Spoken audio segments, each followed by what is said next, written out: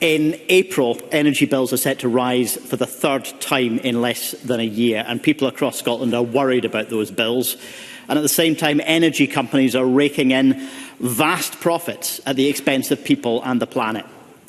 Our energy markets are broken. Now, no doubt we could both say what we think the UK government should do to fix those markets, but the Scottish government has also promised action that hasn't happened.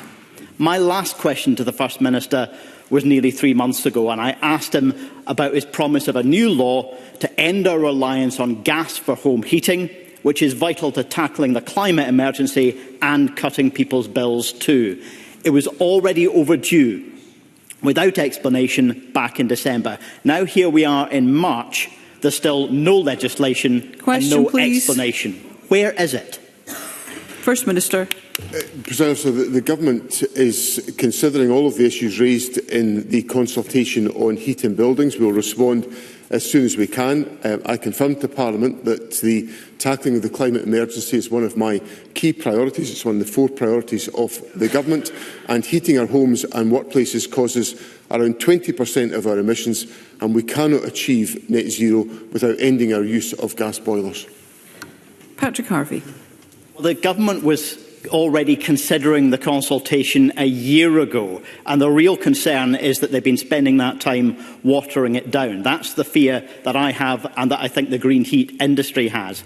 The reality is Scotland is already well behind many other European countries on this. France and Germany have been accelerating their action.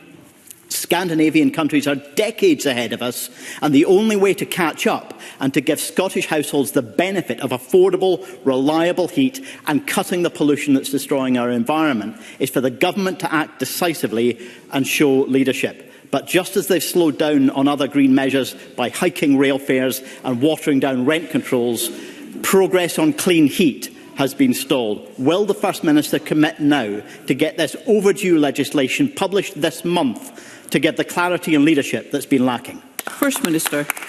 I'm very happy to confirm to Parliament that there will be leadership to take this issue forward, as there is on a whole variety of different climate measures, which was evidenced by the financial commitments which the Government put forward in the budget, which Mr Harvey and his colleagues, I was delighted, were able to support. And I recognise the urgency and the seriousness of the issue, because as I look at the question of fuel poverty in our country, which is one of the key issues that underpins the question that Mr Harvey puts to me, it is clear that the impact of changes in energy prices on fuel poverty rates in Scotland have essentially increased, have almost doubled between 2019 and 2023. And if we have to acknowledge the significance of fuel prices and energy prices on having an impact on fuel poverty. It's one of the reasons why we have to take the action on climate which Mr Harvey has raised with me. That's why it's central to the Government's agenda and why we will deliver progress as quickly as we possibly can do.